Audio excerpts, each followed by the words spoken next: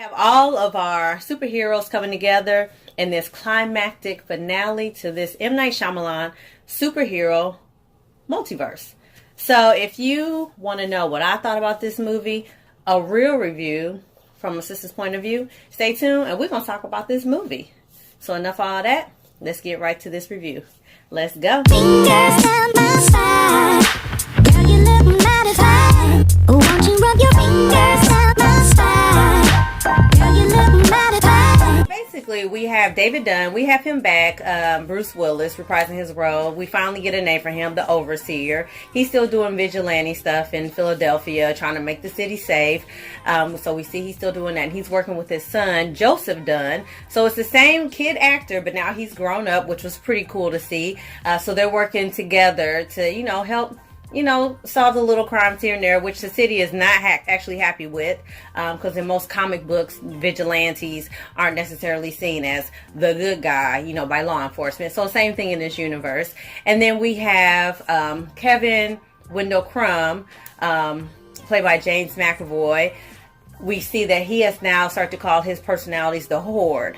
So it's crazy because his personalities are now split into two groups. So half of his personalities want the Beast to come out. If you haven't seen Split, please check it out. They want the Beast to be like the main personality.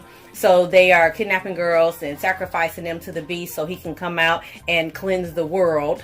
And then you have the other half of his personalities who are not with it anymore. They don't like the killing. They want it to stop. So he kind of has an internal battle that's happening within himself. So eventually, David and Kevin are captured and taken to a psychiatric ward where they are treated by Dr. Ellie. I think her last name was Spencer. I'll put it here somewhere. Played by Sarah Paulson.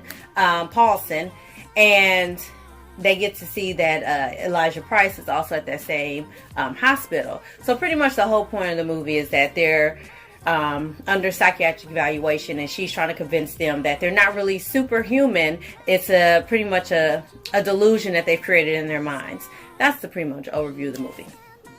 So what I liked about Glass, James McAvoy, if you saw Split, you already know that he gave us an amazing performance in Split, and he even turned it up another notch in Glass, which I didn't think was possible, but he did.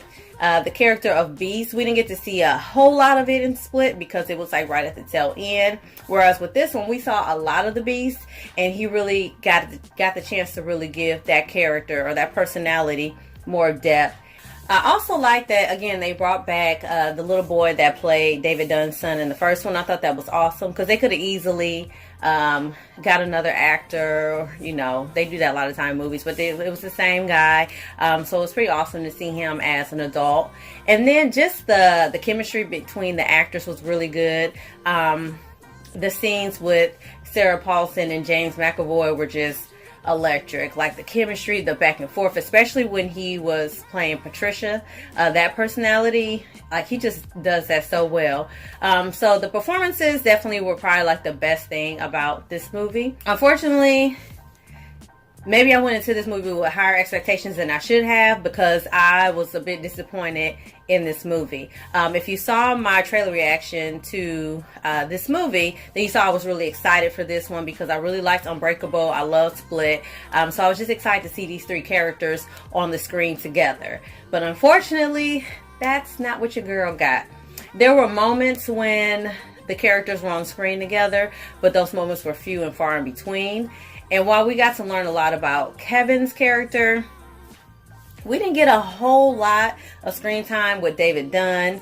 We got to see his son do a lot of stuff, but not a lot of him. And then Elijah Price, I feel like his character was very flat. So I wasn't very impressed with, not necessarily the performance that Samuel L. Jackson gave, but maybe the direction that possibly he was given for his character. It also got boring at times. I found myself like on social media a couple times because there was a lot of exposition. So I feel like this movie was a good mix in terms of pacing as Unbreakable and Split, meaning there were some action moments in it, but there was a lot of flashbacks, a lot of exposition. It was kind of disappointing, I'm not gonna lie. I didn't go into it expecting a Marvel movie. I knew that's not what I was gonna get, but I expected a lot more at least conflict between our hero and our villains. And then the ending was pretty lackluster. I'm not going to give away any spoilers or anything like that if you plan to check it out. But I'm just going to say the ending was very disappointing. It was pretty cliche, and it was rather predictable. I think that M. Night Shyamalan is known for giving us like a twist at the end. And I think he tried to do that. But I think audiences are much more smarter now, and we've been exposed to so much that I think that it's a lot harder to give a surprise ending these days than when The Sixth Sense came out, or when Unbreakable came out. So those were probably like the worst parts of the movie for me. And then just some honorable mentions about the movie. So a couple of things that I did like, or that I noticed in the movie. M. Night Shyamalan gave a couple of shout outs to DC and Marvel. So there's a magazine cover where the word Marvel was kind of, the camera stayed on that word for a little bit. And then there was also like a little news, a little ticker at the bottom of the screen where DC came. It was real quick, but I caught it. I kind of look for stuff in movies like this. And then M. Night Shyamalan also gave a cameo. So sometimes I think it's cool when directors do stuff like that. I know Stephen King used to do that back in the day. Spike Lee definitely early on in his career used to always be in his movies. Quentin Tarantino, we've seen him do that. Definitely Stan Lee, rest in peace. He was known for doing that. That was kind of like, we expected to see that. So I felt like that was kind of cool to see M. Night Shyamalan in that. But overall, I would say for this movie, I can't really give like a strong recommendation for it.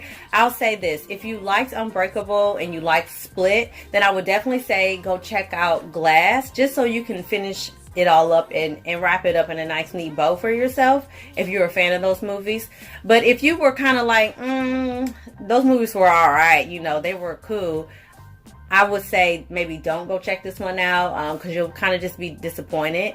Maybe wait for it to come out on, streaming services, or wait for it to come out on Redbox or whatever on TV. I would say don't waste your money on it if you were not already kind of invested in this universe that M. Night Shyamalan has created.